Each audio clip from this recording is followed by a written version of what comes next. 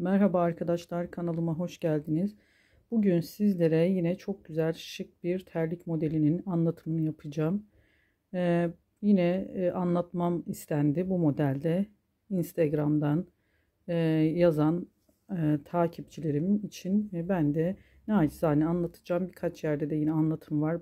Birkaç arkadaşım anlatımını yaptı. Bir kez de benden dinleyin. Şöyle üzerine çiçek yaptım ben. 3 boyutlu 3D çiçek deniliyor. Bir tık değiştirerek farklılık yaparak yaptım. Ben bunu gayet çok güzel uyumlu bir çiçek oldu bu terlik içinde. Hemen malzeme bilgisini vermek istiyorum. İpim Nako pırlanta arkadaşlar. Tabanlı Rasim Uyar, yapısı sert, çok güzel, tek katlı olarak kullandım. Siz bunu çift katlı olarak da kullanabilirsiniz. Bakın içi keçe, içi keçe olarak, dışı deri katmanlı. Bu şekilde bir terlik tabanı kullandım. Tavsiyedir. Gerçekten terliklerde yapısı sert olduğu için çok güzel bir görüntüsü oluyor. Hemen 37-38 numara uyumlu terliğimizin tabanı bu şekilde ve içi keçe olarak görünümü. Farklı bir rengini denedim. Şu şekilde çift olarak çift katmanlı, yani çift taban olarak da kullanabilirsiniz arkadaşlar. Bakın ben bir çift tabanı altı da üstü de deri olacak şekilde, görüntüsünü daha böyle keçe istemiyorsanız bu şekilde çift taban yaparak da örebilirsiniz. Biraz tığlamasında bir zorluk oluyor, bir tık zorluk. Fakat bu da gayet şık. İkisi de çok güzel. İç tarafları keçe olan kısımları içe doğru geldi, yani görünmeyen kısımları. Deri tarafları hem üst kata hem alt tarafa denk geldi. Bu şekilde bunu da tercih edebilirsiniz. Yine örülüş olarak aynı, şimdi vereceğim tarifteki gibi, sadece çift olarak kullanmak isterseniz çift yapabilirsiniz. Bir de şu kenarını ben zaten anlatacağım en sonunda, sadece şu kenarında bir tık farklılık yaparak ördüm. Onu zaten o tarif oraya geldim, o aşamada sizlerle paylaşacağım. Bunu da böyle farklı bir kombin yaparak Instagram sayfamdan takip edenler bunu da görecektir. Bir kombinle inşallah paylaşacağım. Ama şimdi ben sizlere gayet ideal olması gerektiği gibi terliğimizin anlatımını yapacağım. Öncelikle çiçek olarak da çiçeği böyle yaptım ben arkadaşlar. Çiçeği bir sonraki videoda yine anlatımını yapacağım. Gayet şık. Bu terlik içinde çok uyumlu, babetlerinizi de kullanabileceğiniz, isterseniz şu orta boşluklarına da inciler dikerek de çok şık bir çiçek elde edebilirsiniz. Hemen malzeme bilgisini verdikten sonra başlayacağız. Evet arkadaşlar, dediğim gibi ipim Nako pırlanta pudra pembesi iple örüyorum. Tabanımı tığlamak için de 1,75 milim bir tığla tığlayacağım. Daha ince olması daha rahat tığlamak demek arkadaşlar. Diğer örgüye geçtiğimde de 2 numara bir tık daha kalın bir tığla başlayacağız inşallah. Şimdi en tepeyi burada işaretliyoruz. Şöyle keçe tarafından göstereyim. Desenli bir taban olduğu için pek belli etmiyor kendini. Şu en tepedeki, burundaki en tepeden sonra bu genişliği 1, 2, 3, 4, 5, 6, 7, 8, 9, 10, 11, 12, 13, 14. Şu 14.'ye bunu sağ ve sol tabanda fark etmiyor arkadaşlar. Yani diğer tabanı da bu sol ayağa gelecek olan taban. Bu şekilde içini çevirdiğinizde keçe tarafını. Diğeri sağ ayak tabanı fark etmiyor. Aynı şekilde başlangıç bu terlikte, yani sağ ve sol ayak farklı başlangıç yapmıyorum. Ben yapmıyorum. Bilmiyorum. Yapan farklı anlatımlar varsa da onu bilmiyorum. Şöyle ekranı düzeltmek istiyorum arkadaşlar. Ben bunu fark etmiyor. Yine buradan başlıyorum. Sadece burunda ayırdığım 14 boşluk bu tarafa, taban boşluğu deliği, hemen buradan tığımı sabitleyerek tığıma, ipime bir düğüm atacağım. Yine her zamanki gibi başlangıcımızı yapacağız taban tığlamayla. Taban tığlama yine daha önce taban tığlaması gibi, sade farklı başlangıç yerimiz. O yüzden göstermek istedim. Yani boşluklara hemen hemen Bir farkı yok. 3-3 şimdi burun kısmına kadar tığlamamı yapacağım. Sonrasında trabzan olarak saymıyorum ben. Şu sağ ve sol bu kadar trabzan olacak. Sadece şu eşit olması gerekiyor. Yani otomatik olarak şu burundan bu tarafa 14 sayacağız. Şu boşlukların, şu başlangıç ve buradaki modeli başlayacağımız şu taraflar eşit, denk, karşılıklı gelmesi lazım arkadaşlar. Yani trabzanların sağda ve solda aynı olacak diye bir kaide yok. O yüzden de şimdi hemen burada dolduktan sonra buraya bir tane daha 3-3 başlayalım ki bura başlangıç yeri olacaktır. Eşitlik olsun. Şimdi buruna kadar bu ipimi o alttan çıkaracağım. İp orada kalsın. Çünkü iç tarafa geleceği için gözükmesin. Altta gizleyeceğiz o ipimizi. Burundan 3 tam tepeden hem sağda hem solda 3 yere 4 batacağız. Tam buruna ben 5 doldum. Eğer delik mesafeleriniz çok yakınsa da 4 de olabilir. Yine burunda da 4 batabilirsiniz. Bu tamamen sizin tabanlık yapınızla da alakalı. Evet, şimdi 3-3 doluyoruz. Şu burun tam tepeyi işaretleyin. Yani bir iple takıp burayı işaretleyebilirsiniz. Şu 3 kalana kadar 3 doluyoruz. Sonra devam edelim. Evet, bakın 3 kalana kadar 3 kez doldum. Şimdi bu 3 taneyi 4 batıyorum. Aslında buraları çok fazla göstermek istemiyorum. Çok uzun sürmemesi adına videonun. Buralara 4 tane. Bakın 1 2 3 4. Buraya 3 taneye 4, tam tepeye 5 adet batıyorum. Bu yine bu taraftan 3 taneye 4 batıp tabanımızı kalan yerini yine topukta 2 kalana kadar bu tarafta 3 dolacağız yine bu tarafı. Hemen burayı da tamamlayalım arkadaşlar. Evet, şimdi topuğa geldik. Topukta da şu sağda 2, solda 2, burunda da yine bir tane yer, buradaki 2'ye 4, 2'ye 4 batıyoruz. Burunda da ben yine 5 batacağım. Dediğim gibi siz delik mesafeleri çok yoksa aralığı siz 4'te batabilirsiniz. Ben şimdi 2'ye 2 sağda 2 sola 4 batıyorum ve tam tepeye de 5 batıyorum. Yine buraya kadar 3 ile taban tığlamayı bitirelim arkadaşlar. Bunu hızlıca geçiyorum, yapalım, gelelim arkadaşlar. Evet, geldik. Şimdi yine 3 tane yaparak geldim. Bu 2 taneyi 4 battım. Pardon. Tam tepedekine 5. Yine buradan 2 taneye 4 battım. Buraya kadar yine 3 ile devam ettim. Burası başlangıç yerimiz oluyor. Hemen ilk ilk yaptığım tığlamanın şu arka dalına kaydırma yöntemiyle sabitledim. Burada şimdi tek dallarına bir zincir çekerek tek dallarına sık iğne yapacağım için ben hemen otomatik birleştirmeyi de tek dalına yaptım. Yine görüntüyü bozmaması adına. Şimdi böyle tek dallarını arkadan alarak sık iğne yapıyoruz bir sıra. Bir tek dalları da bu dışa bakacak, taban altına en son tığlamamız için. Bu tek dallarına sık iğne yaparak bu sırayı da sonuna yine başladığımız yere kadar, buraya kadar devam ettirelim. Hiçbir işlem uygulamıyoruz. Sadece sık iğne yaparak bu sırayı da tamamlayalım. Bu şekilde görüntüsü olması gerekiyor. Devam edelim. Sonuna yine birlikte örmeye devam edeceğiz. Evet. Yine sık iğne yaparak bu sırayı da tamamladım. Ben diğer tığıma geçtim. Sonuncuyu da hemen tek dalından örerek, bu da çok güzel oluyor ama öremezsem diğeriyle devam ederim artık. Hemen Bakın başladığım ilk, artık tek dalından eklemiyorum.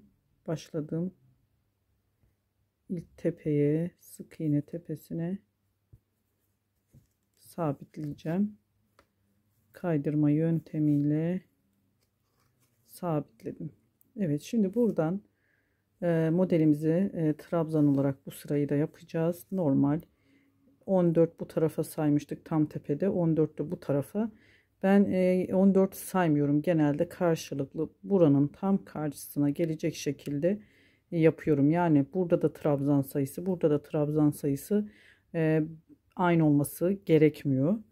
Önemli olan karşılıklı, şu eşit bir şekilde denk gelmesi, şu ağız, şu kısımların karşılıklı olması, yamukluk açısından, yani yamuk durmaması için terliğimizin. Şimdi örmeye de başlayalım.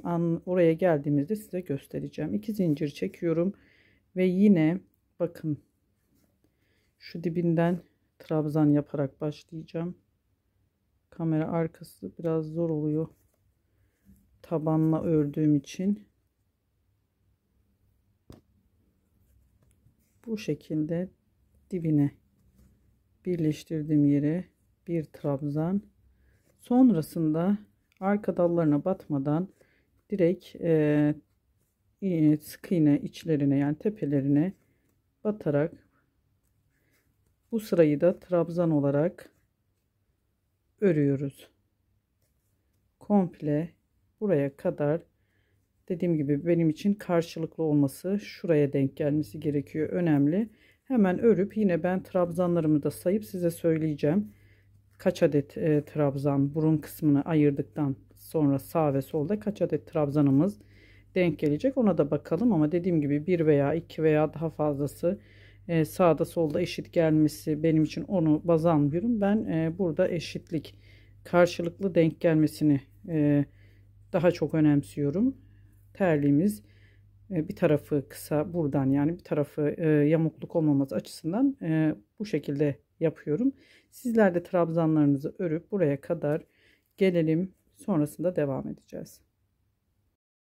Evet, şimdi ben geldim, diğer tığıma geçtim. Ben zaten çok numara farkı yok, diğeri herhalde birazcık deforme olduğu için cızırdıyordu, ben de bunu aldım. Buraya kadar trabzanlarımızı yaptık. Hemen kısaca hızlıca şöyle anlatayım. Buradan tam tepeye, ilk çektiğim şu iki zinciri de saydım. Tam şu tepedeki trabzana kadar 48 tane trabzan yaptım ben arkadaşlar. 14 tane delik. Şöyle bir başlayayım. 1, 2, 3, 4, 5, 6, 7, 8, 9, 10, 11, 12, 13, 14. Tam tepedeki şu trabzana kadar boşluk olarak, yani dolduğumuz delikler olarak 14. Tepedekini saymıyorum. Trabzan olarak da tepede ayırdığım şu trabzana kadar 48. Sonra bu tepedekini saymıyorum. Yine buradan buraya kadar denk geldi benimkisi de. Yani 47-48 arası.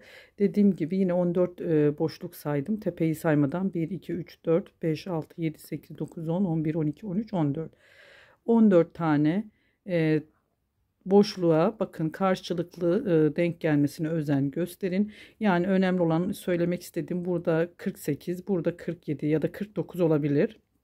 Belki bu boşluk mesafeleri, bazı boşlukların arası çok dar, bazılarının geniş oluyor, doluyoruz ama üçer üçer, yani birazcık daha eğimli ya da yamukluk gösterebiliyor. O yüzden bir tane buradan almanızda sıkıntı yok, bu delikten, ya da bir tane eksik buradan yapmanızda sıkıntı yok. Şu trabzanların karşılıklı gelmesi önemli olan, burada yamukluk olmaması adına bunları denk getirin. Şöyle eşit bir şekilde, hatta bir tane bile daha buraya ben dolabilirim ama yeterli.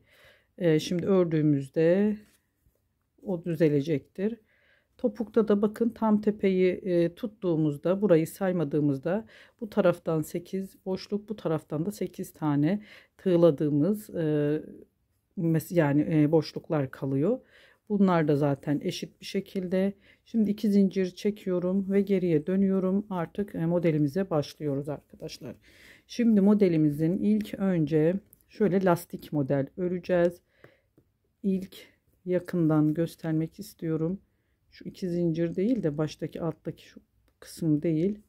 Bunu yanındaki trabzanın belinden örüyorum. Trabzan şeklinde ve bir arkadan. Bu şimdi biraz beni zorlayacak. Çünkü genelde örgü taban üzerine çalıştığım için bir önden bir arkadan lastik örerek modelimizi oluşturacağız. Böyle tutmak istiyorum. Siz görmez, aslında bu şekilde örüyorum ama görünmüyor diye elime aldım. Bakın önden aldım. Bir tane arkadan ördüm. Bir tane önden. Bir tane arkadan. Bu lastik sayısı, yani bu kaç adet olması da bu kadar adet olacak diye de bir kaide yok. Yaptığımız trabzanlara her birine lastik örerek devam edeceğiz.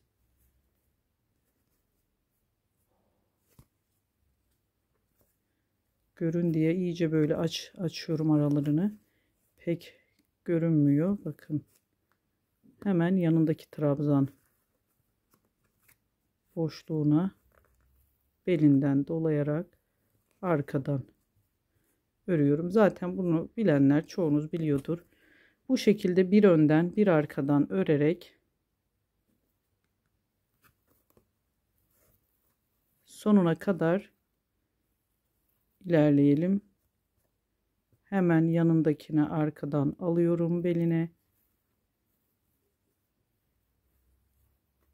Bir yanındakine önden doluyoruz.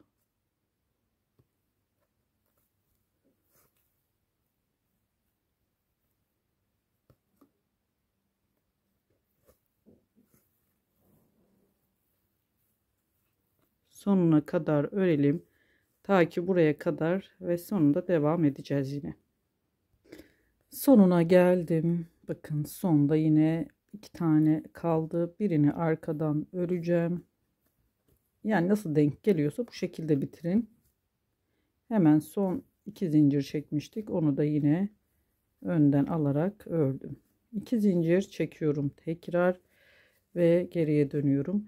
Şimdi düz tarafı zorlanıyorsanız ben sürekli böyle çeviriyorum. Zaten bu düz tarafı olacak da diğer tarafa geldiğimde de yine böyle çevirip örüyorum. Rahat örebiliyorsanız devam siz öyle örün ama ben ördüğüm şeklini göstereyim. Hemen şöyle demek istiyorum. İlk trabzanımızı örmüştük. Birinci sırayı onu kabul ediyorum. Sık iğneden ayrı. Sonra lastiği ördük. İkinci sıra. Şimdi 1 2 bu şekilde 4 sıra daha öreceğiz. Toplamda 6 sıra lastik öreceğiz. Trabzanı da sayıyorum. Trabzan ilk sıramız, 5 sırada bu şekilde bu ikinci sıramız oluyor. 5 sırada lastik ördükten sonra 7. sırada kesme işlemi olacak. Bakın 2 zincir çektim. Hemen öndeki lastiği önden, arkadakini arkadan. Zaten şimdi belirginleşti. Öndekini önden örüyoruz. Arkadakini arka belinden örerek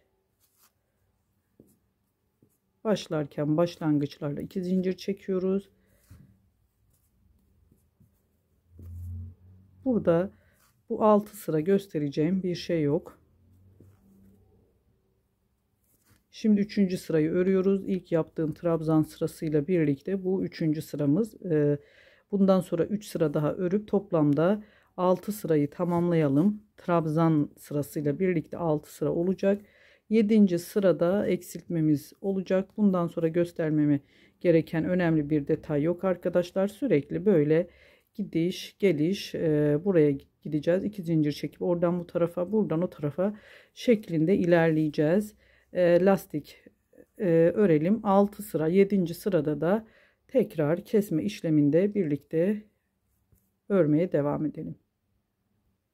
Evet, 6. sıramızın sonuna geldik. Bir önden lastiğimi aldım. Şimdi bir arkadan alıyorum.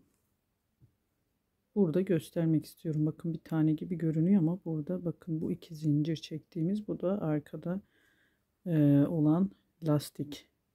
aslında ters tarafa ördüğüm için arkada görünüyor. Normalde öndeki lastiğimiz oluyor. Dediğim gibi ne denk gelirse nasıl o şekilde örmeye devam edin. Muhakkak ya ön ya arka fark etmiyor, yani lastikler illa ön gelecek arka gelecek diye. Bitiriyoruz. 6. sıramızı da lastiğimizi ördük. Buradaki başlangıçlarda çektiğimiz 2 zincirimiz vardı. Onu da örmeyi unutmuyoruz. Trabzanımızı, bunu da şimdi önden örmüş gibi, yani önden örülmüş görünüyor. Şimdi bu şekilde yine modelimi çeviriyorum düz tarafı. Ben zorlandığım için sürekli böyle çevirerek yapıyorum. Şimdi 7 sıra oluşturduk. Burada 7. sıramızda ilk trabzanımız 1 2 3 4 5 6 sıra oldu. Yine 2 zincir çekiyorum. Şimdi hep öndeki lastikleri alarak burada kesme yapacağız. Öndeki lastiği alıyoruz. Çektik 2 zincirimizi. Öndeki lastiğimizi alıyoruz. Arka lastikleri artık almadan direkt önde olan lastikleri bu sırada örerek trabzan sayımızı yarıya indiriyoruz. Sonuna kadar önden lastiklerimizi alarak örmeye devam edelim. Buraya geldiğimizde tekrar birlikte olacağız. Sonuna geldim. Burada son lastiğim var. Onu da örüyorum ve sonda yine bu 2 zincir çektiğim 2 zinciri, bu zinciri sürekli örüyoruz ki burası düzgün bir şekilde ilerlesin. 2 zincir çektim. Geriye döndüm. Bakın şimdi burası oluşmaya başlayacak, şu ön modeli. Yine buradan şu yanındaki 2 zincir değil, alttaki de hemen yanındaki ön lastiğini alarak bu sırada da yine önden örerek devam ediyoruz. Her bir, yani arttırma falan eksiltme olmuyor. Her bir trabzanın belinden yine önden dolanarak bu şekilde burayı da sonuna kadar sıramızı örüyoruz. Başlangıç yerine geliyoruz. Bakın görüntümüz, şuradaki çıkıntı oluşmaya başladı. Burayı da örelim. Sürekli ön lastiklerini önden alarak her trabzanın buraya kadar gelelim. Evet, sonuna geldim. Yine burada kalan 2 zincirli çektiğim 2 zinciri de örerek düz bir trabzan, yine 2 zincirle yukarıya çıkıyorum bir üst sıraya. Terliğimiz, modelimiz oluşmaya başladı. Şimdi bu sırada hemen yine hızlıca göstereceğim. Bakın zaten alttaki 2 zincir değil, bu önden diğer trabzanın belinden bir tane örüyoruz. Sonra diğerinden arkadan. Yine eksiltme falan yok. Bir önden bu yaptığımız ters taraftan ördüğümüz bu lastikleri, yani trabzanların bir önden alarak bir arkadan alarak yine modelimizi oluşturacağız. Bir önden bir arkadan lastik örerek yine sonuna kadar gelelim. Evet, bu şekilde buraya kadar gelelim. Yine üst sırada devam edelim. Sonuna geldik. Yine bir ön lastik, 2 tane trabzan kaldı. Bir tane arka lastik örüyorum ve sonunda yine 2 zincire batarak trabzanımı yapıp çeviriyorum. Yine bu sırada da bir ön lastik bir arkadan alarak devam edelim. Sonra bu tarafa döndüğümüzde kesmemiz yine olacak. Burada da bir değişiklik yok. Aynı şekilde bir önden bir arkadan örerek Bu sırayı da tamamlayalım.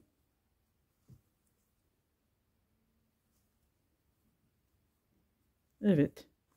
Buraya kadar yine gelelim. Devam edeceğiz. Burayı da tamamladık. Yine 2 zincir çekip geriye döndüm. Şimdi yine ön lastiklerini örerek burada eksiltme yapacağız. Sade ön kısımlarını örüyoruz.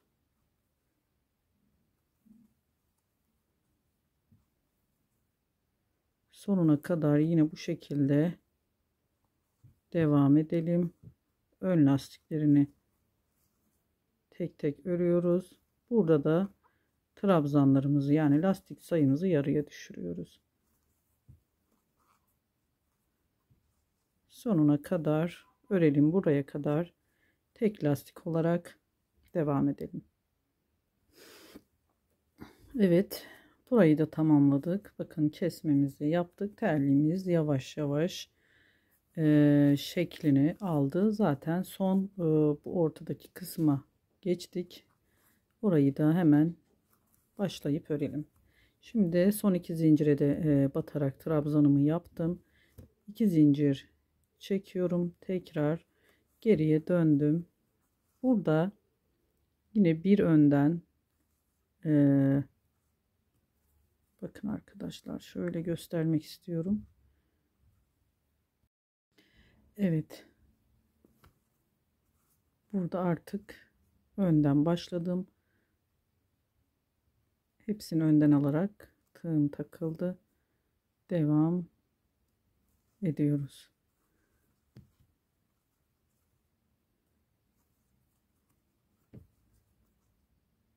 Bellerinden tekrar hepsini önden alıyoruz. Eksiltme artırma yapmıyoruz. Her bir trabzanın beline dolayarak böyle ön lastik bu şekilde yine bir alt sırada yapmıştık. Aynı o teknikle ilerliyoruz burada da. Sonuna kadar gelelim. Her birinin belinden alalım. Bu sırayı da tamamlayalım buraya kadar. Sonrasında devam edelim. Sıra sonuna yine tamamladım. Sondaki 2 zincirimi de ördüm. Trabzan olarak batarak. Şimdi yine 2 zincir çekip bu önden bakın bu 2 zincir değil yanındaki trabzanın belinden dolayarak bir tane ördüm. Bir önden yine bir arkadan bu sırayı da bu şekilde başa kadar örüyoruz. Son bir sıramız zaten kaldı. Hemen sıradakini belinden önden lastik bir sonraki sıradaki trabzanın arkasından lastik örerek sonuna kadar yine başa kadar götürelim. Burayı da sonraki sırada yine devam edelim. Bir önden bir arkadan artırma eksiltme yok. Devam edelim. Burayı da tamamladık. Yine 2 zincir çekiyorum ve son sıramızı yapıyorum. Son sıramızı da hemen bakın burada çektik. Önde bu 2 zincir değil alttaki lastiğimiz var. Bu lastiğimizi örerek önden örüyoruz artık. Bu tarafa doğru kesiyoruz. Yine ön lastikleri arkadaşlar. Bakın tek ön lastikleri alarak örüyoruz.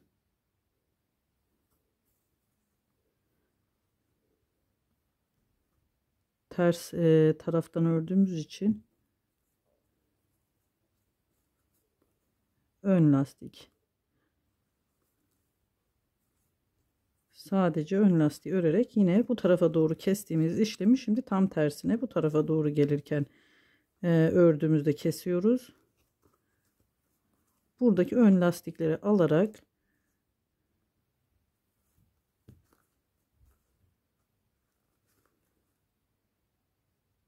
belinden yine dolayıp bakın keserek devam ediyoruz. Tek 1 2 3 4 5 6 tane sondaki zincire de batacağız. Buraya kadar örelim. Yine ön lastiklerimizi tek tek alarak devam edelim. Son ön lastiğimi alıyorum.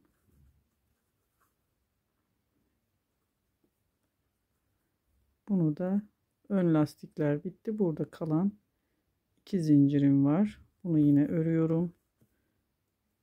Düz trabzan olarak bu kısımlar düz dursun diye bu 2 zincirleri sürekli yapıyoruz. Şimdi geldik. Bakın burada tam tepe noktasına birleştirme yapacağım.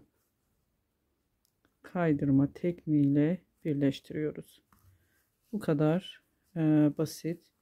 Terliğimizin bu kısmını tamamladık.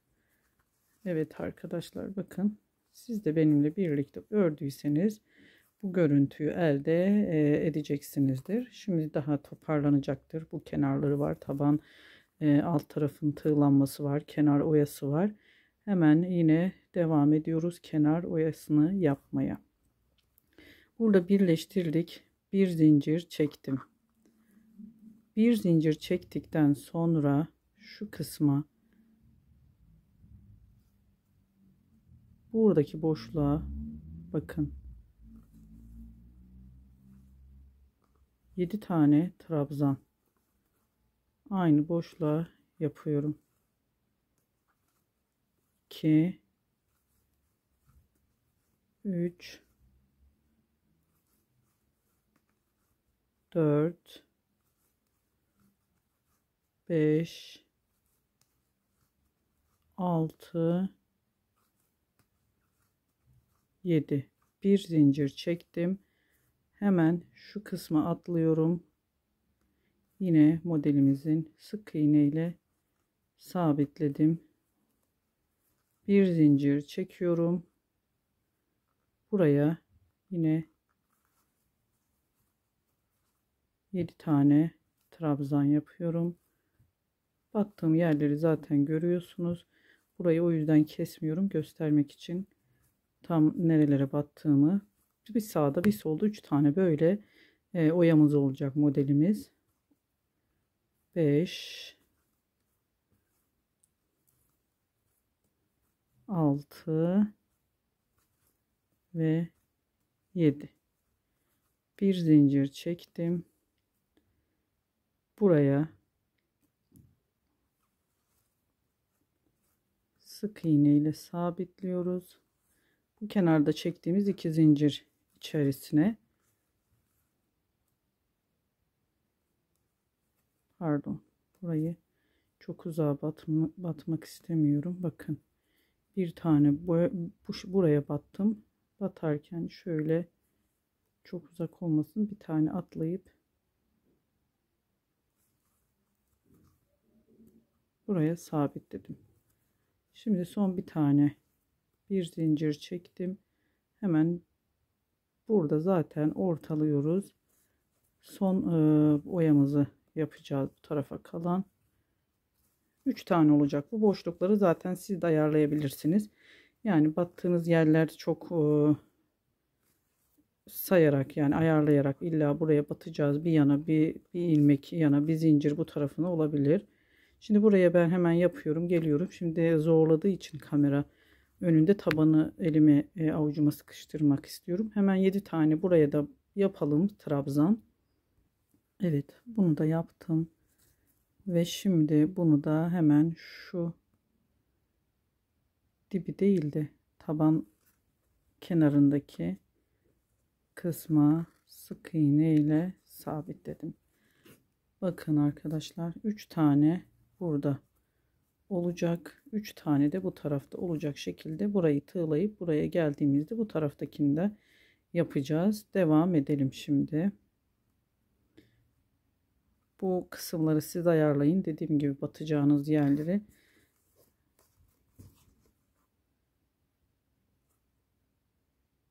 Üç denk gelecek oya. Hem sağa hem sola. Ve şimdi burada sık iğne olarak örüyoruz. Her trabzan, sık iğne üzerine. Şunu anlatmak istiyorum. Burada ben çift taban yaptığım için bu kısmı, çift tabanın taban kısmı göstermek istiyorum. Onu detaylı bir şekilde. Çift taban olduğu için bakın arkadaşlar, şu kenardaki açıklık daha yüksek oluyor. Yani tabanın kapatması açısından şu kenarını buraya çakma pardon trabzan olarak ördüm ben burayı. Çift taban yapacaksanız trabzan olarak örün ve buralarda hem bu tarafta hem bu tarafta hem bu tarafta toplam 10 yerde yaklaşık keserek yaptım bunu. Yani iki trabzanı bire düşürerek de kesmelerimi yaptım ki bakın şu kısmı kapandı. Tabandan üst kısmı böyle açık görünmüyor. Gayet bakın topladı kendini, kestiğim için de burayı kapattı sıkı bir şekilde. Görüntüsü de gayet hoş görünüyor. O yüzden de bunu çift taban yaptığınızda, çünkü sık iğne bunu açık gösterecektir. Kısa kalacağı için kenar tabanı açık görünecektir. O yüzden burayı ben trabzan olarak ördüm ve kesme yaparak da bakın hiçbir şekilde bu arka kısmı açılmıyor. Topladı. Yaklaşık şimdi kesmeyi ben size göstereceğim. Hem yanlarda hem topuk kısmında 3 tane ara ara yaparak bunu siz ayarlayın. Yani sayısı önemli değil kesmenin. Burada da sık iğne yaparak bu işlemi tamamlıyorum. Şimdi geldim mesela keseceğim bir tane. Bu kesmeyi de toplaması açısından, yani bir araya bakın aldım. Yanından da hemen bir tane alıp üçünü birden kesmede bu şekilde trabzan yaptığımızda da aynı şekilde iki trabzanı bire düşürerek kesiyoruz. Şimdi birkaç tane daha sık iğne öreceğim. Sıkı da ilmeklerimizi tığda tutarsak daha toplu olacaktır bu sık iğne sırası. Sık iğne yaptığınızda kesmenize de gerek yok. Çünkü sıkı yaptığınız zaman tek katlı tabanlık olduğu için kapatıyor kısmı. Sadece çift katlı ördüğünüzde bunu yaparsanız muhakkak yapın, daha güzel olacak. Bakın burada da bir kesme yapıyorum. 2 taneyi topladım ve üçünü bir çektim ilmeklerimin. Şimdi trabzan yaptığımızda da aynı şekilde kesmemizi yapıyoruz.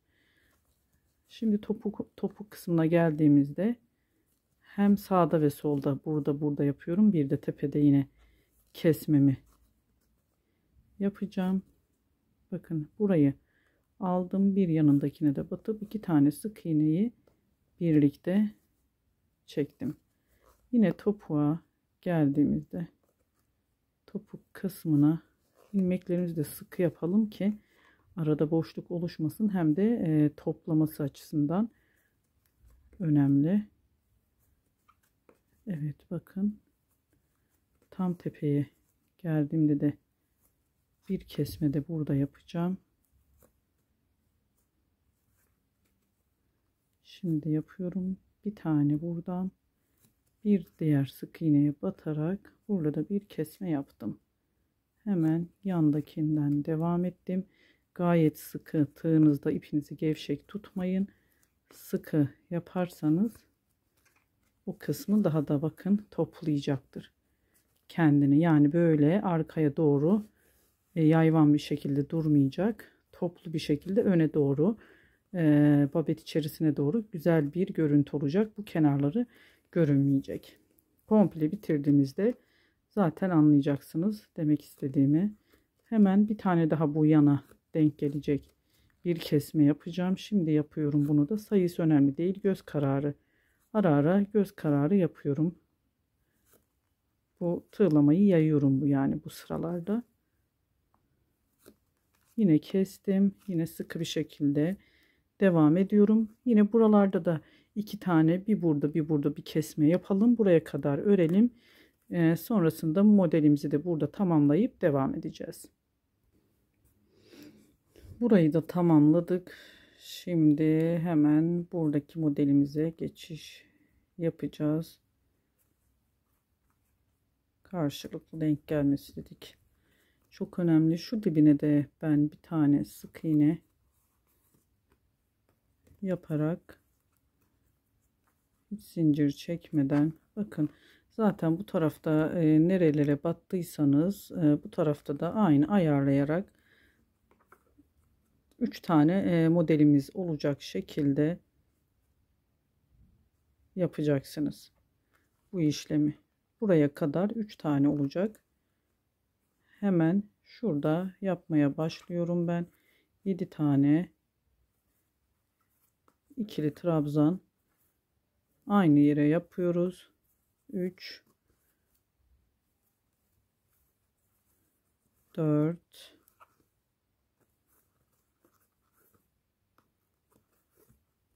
5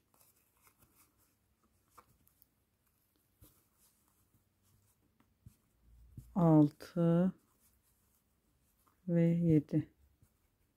7 tane yaptım. Hemen bu kısma arada dediğim gibi zincir çekmeyi de unutmuyoruz. Bir zincir çekiyoruz, atlayıp burada bu kısma geçiş yapıyoruz. Bir zincir çektim, sonrasını hemen buraya yine 7 tane ikili trabzan,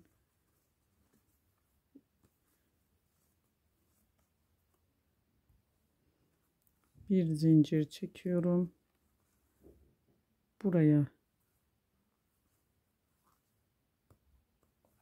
battım, bir zincir çekip mesafesini biraz uzak tutmak istemiyorum. Buraya battım, bir zincir çekiyorum, buraya yine 7 trabzan yapıyorum ve sonunu yine bakın başladığımız yere, orta kısma sabitliyorum. Kaydırma tekniğiyle bir zincir çekip ipimizi kesiyoruz. 3 bir tarafta, 3 bir tarafta olacak şekilde burada ipimizi, terliğimizi tamamlıyoruz. Evet, bakın arkadaşlar, tamamladık terliğimizi ve son aşaması kaldı. Şu altta tabanın tek dallarını bıraktığımız tek dalları tığlarken, yani üst sıra sık iğnesini yaptığımız şu kısmı tığlayacağız. Daha da güzel bir görüntüsü olacak. Şimdi görün, bir kendiniz zaten ördüğünüzde fark edeceksiniz siz de. Daha da güzel bir görüntüsü oluyor. Hemen bakın şöyle çıkartarak da göstermek istiyorum. Gayet şık. Dediğim gibi taban da gayet tok bir taban. Kenarları da bakın görünmüyor. Çok güzel bir terlik, çeyizlik, hediyelik. Kendime muhakkak öreceğim. Siyah rengini öreceğim bir terlik. Gittiğiniz oturmalarda, özel günlerinizde de gayet kullanabileceğiniz şık bir terlik oldu arkadaşlar. Hemen tekrar ipimi alıyorum ve taban tığlamasını da, başlangıç yerimiz belli. Şu kısımdan başlayacağım. Burası düzeltmek adına ben buradan başlamayacağım. Yani burayı sürekli başlayıp bitirdiğim yer olmasın diye burayı şimdi şu kısımdan herhangi bir yerden başlayabilirsiniz. Burayı düzeltmek için biraz gerisinden başlıyorum. İpimi alıyorum. Altta uzun biraz bırakıp sonrasında orayı temizleyeceğiz ve tek dallarına bu şekilde kaydırma yaparak devam ediyoruz. Şimdi burayı göstereyim. Başladığım yer nasıl düzelecek, o kısmı gösterip sonrasında birlikte zaten öreceğiz. Sonuna kadar, başladığım yere kadar bu şekilde devam edeceğiz. Hiçbir dal atlamadan, bakın burada arada bir tane var. Burada başladığım yer kaydırma yaptığımız için altta kalacaktır. O yüzden de üst üste başladığımız yere aynı yer denk gelirse hem ip kirliliği olacak hem de orası daha çok kendini belli edecek. O yüzden de ben orayı düzeltmek adına biraz geriden tığlamaya başlıyorum. Bu şekilde tek dallarını tığlayarak hem tabanın alttaki görüntüsünü iyice kapatıyoruz hem de yanlarda daha bir yükselti oluyor. Bakın, burayla buranın farkını görün istedim. Burayı da gayet, hiç demin az önce belli oluyordu başladığımız yer. Baya burada düzelmiş oldu.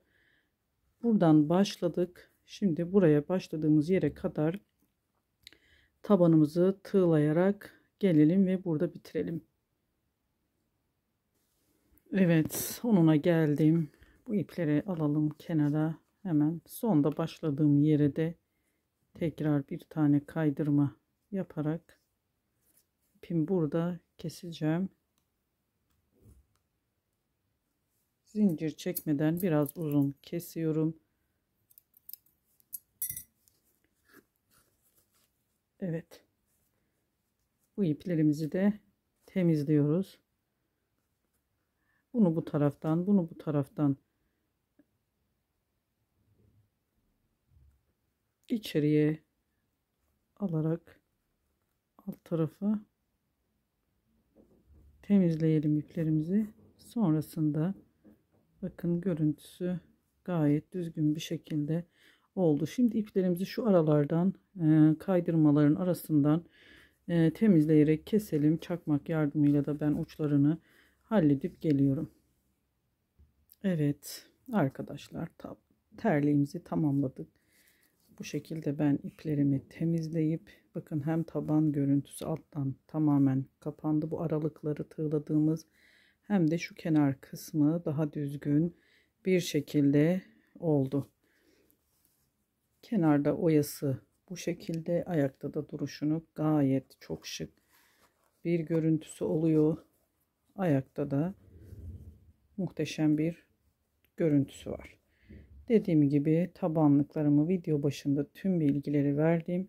Böyle bir çiçekle kombinledim. Farklı çiçeklerle kombinleyebilirsiniz. Hem sayfamda olmayan farklı bir çiçek denedim. Kanalımda olmayan. Bu çiçeğin anlatımını da bir sonraki videoda bulabilirsiniz. 3 boyutlu 3D çiçek yapımı diye başlıkla. Beni sabırla dinlediğiniz için çok teşekkür ediyorum. Kanalıma abonelik ücretsizdir. Abone olarak beğeni ve yorum yaparak desteklerinizi bekliyorum. Yorumlar altında da farklı istediğiniz videoları belirtebilirsiniz. Instagram'dan, DM'den de yazabilirsiniz arkadaşlar. Başka bir videoda görüşmek dileğiyle. Hoşça kalın.